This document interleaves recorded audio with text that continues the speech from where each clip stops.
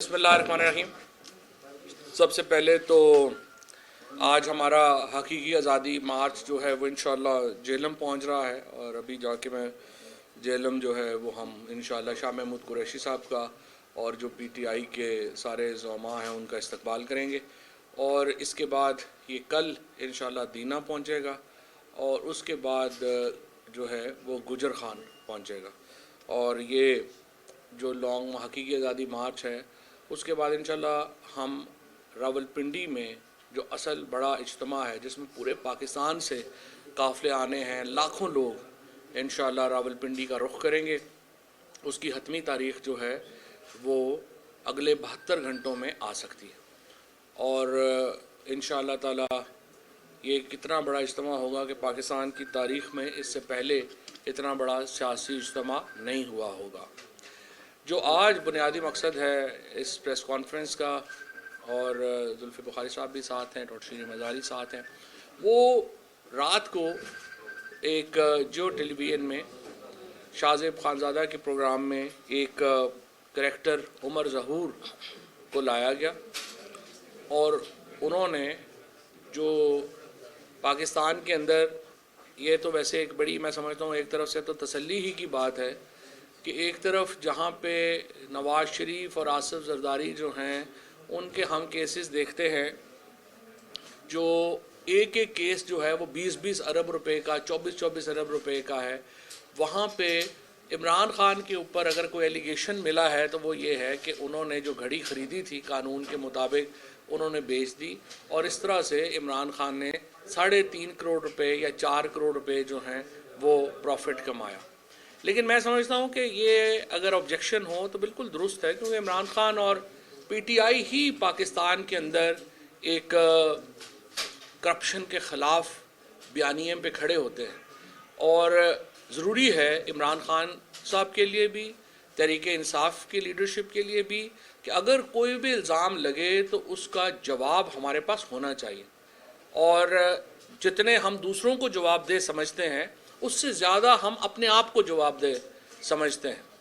तो सवाल उठाने में कोई मसला नहीं है और यकीनन ये सवालात होने चाहिए। और ये जो आपको मैं याद कराना चाहता हूँ कि पाकिस्तान में जब तक इमरान खान का इमरजेंस नहीं हुई, इमरान खान उभरे नहीं पाकिस्तान की सियासत में, तो यहाँ पे तो करप्शन के ऊपर कोई मसला ही नहीं था। हमारे यहाँ तो ये कहा जाता था कि कोई नहीं खाता है तो लगाता भी तो है ना। ये एक नैरेटिव बन गया था पाकिस्तान के अंदर। तो लोगों को कोई मसला ही नहीं था कि अगर चलें जी कोई लगा रहा है तो खा रहा है तो कोई प्रॉब्लम ही नहीं है। ये इमरान खान ने आके ये सवाल उठाया है और पाकिस्तान में अगर आज करप्शन पाकिस्तान के अंदर एक अहम मौजू है और पाकिस्तान के लोग जो हैं वो करप्शन को मुस्तरद करते हैं तो वो इमरान खान की वजह से करते हैं।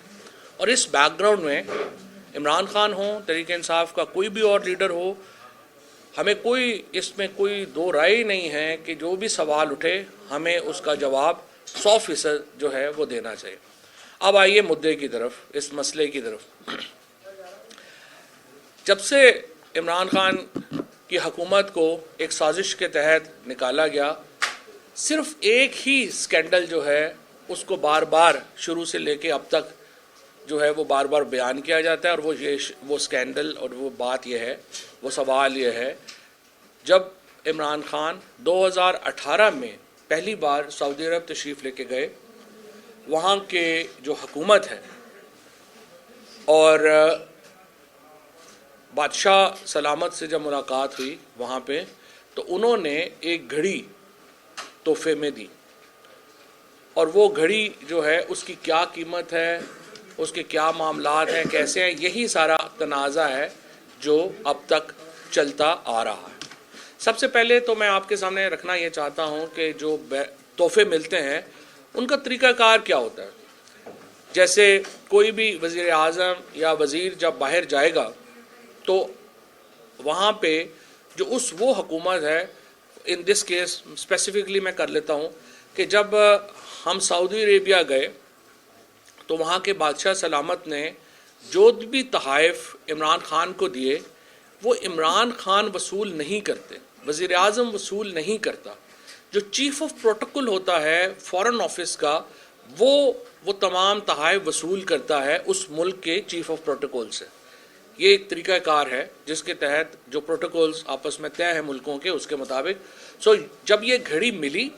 تو ہمارے جو فورن آفس کے چیف آف پروٹوکول ہیں انہوں نے اس کو ریسیو کیا سعودی حکومت سے.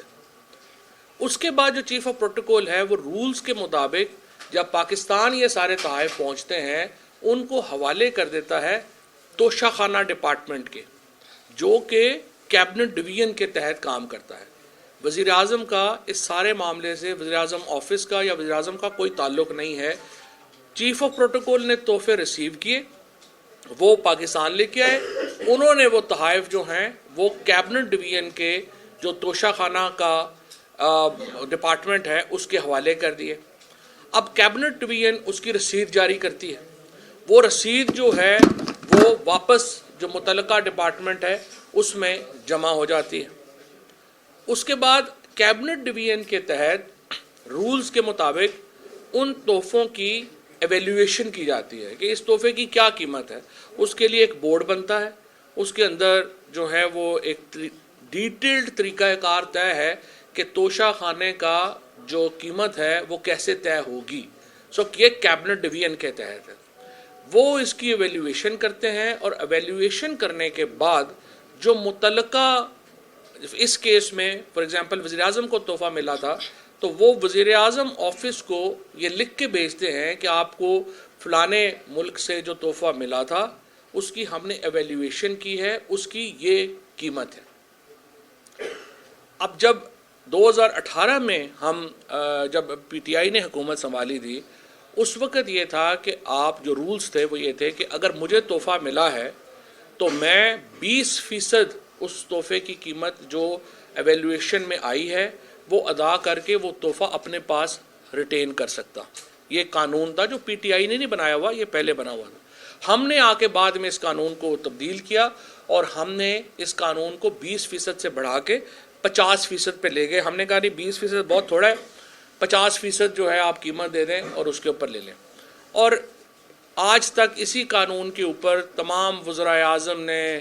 اور ہمارے سرکاری آفیسرز نے، ہمارے جتنے بھی لوگ ہیں انہوں نے جو تحفے باہر سے ملے ہیں وہ 20% قیمت دے کے اپنے پاس ریٹین کیے ہیں. اب آ کے ہم نے اس کو قانون کو تبدیل کیا ہے اور اس کو ہم نے 50% جو ہے وہ کر دیا ہے. اگر اس کو آپ نے 100% کرنا ہے تو وہ ظاہر ہے کہ اس کے لیے قانون میں تبدیلی چاہیے، وہ قانون جو ہے وہ اس کو کر سکتے ہیں. اچھا، یہاں پہ میں آپ کو بتا دوں یہ جو گھڑی ہے اس کی ایویلیویشن جو کی کیبنٹ ڈویژن نے، انہوں نے اس کو ایویلیویٹ کیا 10 کروڑ روپے کے قریب، لگ بھگ 10 کروڑ سم تھنگ کچھ تھا، یا 9 کروڑ 87 لاکھ یا سم تھنگ، بٹ 10 کروڑ کے قریب اس کو راؤنڈ فگر میں کر دیتا ہوں. اس کے 10 کروڑ کی پرائس جو ہے وہ اس گھڑی کی اور اس سیٹ کی جو ہے وہ ایویلیویٹر نے مقرر کی اور رولز کے مطابق 20% اس کا ادا کر کے یہ جو تحفہ تھا یہ عمران خان صاحب کی ذاتی ملکیت میں چلا گیا. اس کے بعد یہ جو تحفہ تھا اس کو مارکیٹ میں خان صاحب نے بیچ دیا. جو یہ بکا 5 کروڑ 70 لاکھ روپے کا، 5 کروڑ 70 لاکھ روپے کا پاکستانی مارکیٹ میں یہ بکا. اور اس کے مطابق اس کے اوپر کیپٹل گین ٹیکس بھی ادا کیا گیا. یہ خان صاحب کے جو گوشوارے ہیں ان میں بھی جو ہے اس کو ظاہر کیا گیا اور الیکشن کمیشن میں بھی اس کو ڈکلیئر کیا گیا. یہ ہے اس کہانی کی ساری روادات. اب رات کو جو انہوں نے جیو والوں نے شاہ زیب خانزادہ کے پروگرام میں جس طریقے سے عمر ظہور نام کے ایک آدمی کو پیش کیا اور اسے کہا کہ یہ اس گھڑی کا بائر ہے. عمر ظہور نام کے کسی شخص کو یہ گھڑی نہیں بیچی گئی، نہ ہی یہ گھڑی کبھی جو ہے وہ فرا گجر جو ہیں ان کے جو ہے وہ حوالے کی گئی بیچنے کے لیے، اور نہ ہی ظاہر ہے اس کا ان سے کوئی تعلق ہے. اور اب رات کو میں سن رہا تھا جو احسن سلیم گجر ہیں جو خاوند ہیں ان کے فرا بی بی کے، انہوں نے رات کو یہ واضح طور کے اوپر کہا ہے کہ وہ اس شخص سے کبھی نہیں ملی عمر ظہور سے. عمر ظہور کون ہے؟ ناروے میں یہ فیملی رہتی تھی، 4 بھائی ہیں، 4 میں سے 3 بھائی جو ہیں وہ ناروے میں جیل میں کرمنل کیسز میں۔ خود عمر ظہور کے اوپر منی لانڈرنگ کا کیس ہوا۔ منی لانڈرنگ کے کیس میں عمر ظہور ناروے کو چھوڑ کے وہ دبئی میں آ کے رہنے لگا، اور دبئی میں بھی ان کی جو ایکٹیویٹیز ہیں وہ نوٹوریس ہے۔ بعد میں وہ پاکستان آئے۔ پاکستان میں ایک ماڈل صوفیہ مرزا سے عمر ظہور نے شادی کی۔ صوفیہ مرزا اور عمر ظہور کا جو کیس ہے وہ اس وقت اگر آپ گوگل میں سرچ کریں گے تو آپ کو تمام تفصیلات مل جائیں گی، میں اس میں جانا نہیں چاہتا، ایک نجی معاملہ ہے۔ اور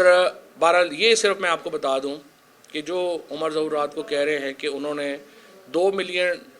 جو ہے وہ اس کے ادا کر دیے گھڑی کے، صرف ایک چھوٹی سی IDFC میں کارنر شاپ ہے، جو بھی زلفی جو ہے میرا خیال اس پہ زیادہ بہتر بتا سکیں گے ایویلیویشن کے اوپر۔ انہوں نے پہلی بات تو یہ آپ دیکھیں کہ یہ جو تحفے ہیں یہ 2018 کے میں جو ہے وہ خرید کیے گئے۔ اس کی ایویلیویشن جو ہے وہ IDFC کی ایک کارنر شاپ کے اوپر سے انہوں نے کرائی، اور اس کارنر شاپ کے اوپر کے کہنے کے اوپر اس کو کہا کہ یہ $2 ملین میں جو ہے وہ میں خرید رہا ہوں، اور $2 ملین ادا کر دیے۔ حالانکہ یہاں پہ انہوں نے اپنی بیگم کو 10 لاکھ روپے مہینہ اپنے دونوں بیٹیوں کے لیے دینے سے انکار کر دیا تھا، اور کہا تھا کہ میرے پاس اتنے پیسے نہیں ہیں کہ میں 10 لاکھ روپیہ مہینہ جو ہے وہ افورڈ کر سکوں۔ لیکن بہرحال عمر ظہور کی جو اپنی ہسٹری ہے وہ بہت شیڈی ہے۔ یہاں سے بھی جعلی کاغذات کے ذریعے وہ اپنے بچوں کو دبئی لے کے گئے، اور شہزاد اکبر سے جو انہوں نے کہا کہ مجھے شہزاد اکبر نے فون کیا ہے، اگر آپ ہسٹری دیکھیں تو شہزاد اکبر سے عمر ظہور کی ایک طویل مخاصمت رہی ہے، کیونکہ پاکستان کی جو انٹیریئر ڈپارٹمنٹ ہے وہ اس کو جو ہے عمر ظہور کو پاکستان میں بلانا چاہ رہے تھے، وہاں پہ وہ سمنز بھیجتے تھے، لیکن وہ یہاں پہ نہیں آئے۔ انٹرسٹنگلی جو ہی حکومت بدلی، ایک تو شہزاد اکبر کے خلاف اور پھر رضوان ہمارے جو FIA کے ڈائریکٹر تھے ان کے خلاف ایک FIR کٹ گئی کوسار تھانے میں، اور اس کو اس کے بعد ECL سے بھی ہٹایا گیا۔ جو ہی شہزاد اکبر اور رضوان شہید کے خلاف ان کے خلاف ایک FIR کٹی، اس کے فوراً بعد جو عمر ظہور ہے اس کا نام ECL سے ہٹایا گیا۔ ECL سے ہٹانے کے بعد 1 مہینے کے اندر اس نے یہ پریس کانفرنس کر دی اور کہا کہ یہ $2 ملین جو ہیں وہ میں نے ادا کیے ہیں۔ اب ان تمام حالات کے پیش نظر ہم نے یہ فیصلہ کیا ہے، ہم عمر ظہور کے خلاف دبئی میں قانونی کارروائی کا آغاز کر رہے ہیں، اور جنگ گروپ کے خلاف ہم لندن میں قانونی کارروائی کا آغاز کر رہے ہیں۔ یہ بڑی بدقسمتی ہے کہ پاکستان کی سب سے بڑی سیاسی جماعت کو، ہمیں تو پاکستان میں کارروائی کرنا چاہیے، لیکن جس طرح رات کو CNN پہ بھی آپ نے سنا، ارشد شریف کی والدہ اور ان کی بیگم جو ہیں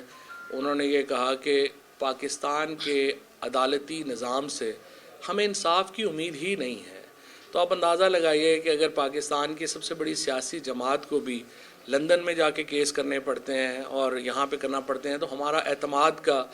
جو لیول ہے یہاں کے عدالتی نظام کے اوپر وہ کیا رہ گیا ہے۔ 4 دن تقریباً 1 ہفتے سے ہمارے سینیٹرز جو ہیں وہ بیچارے سڑکوں کے اوپر ہیں، اور چیف جسٹس صاحب سے کہہ رہے ہیں کہ جناب مہربانی کریے، ارشد شریف کی جو شہادت ہوئی ہے، اعظم سواتی کے ساتھ جو زیادتی ہوئی ہے، اور عمران خان کے اوپر جو قاتلانہ حملہ ہوا ہے اس کے اوپر نوٹس ہی لے لیجئے۔ لیکن ہم دیکھ رہے ہیں کہ بہرحال یہاں پہ جو حالات ہیں وہ آپ کے سامنے ہی ہیں، اور یہ افسوسناک صورتحال ہے۔ لیکن بہرحال ہم نے فیصلہ کیا ہے کہ لندن میں ہم نیوز گروپ کے خلاف اور دبئی میں عمر ظہور کے خلاف کارروائی کا آغاز کر رہے ہیں۔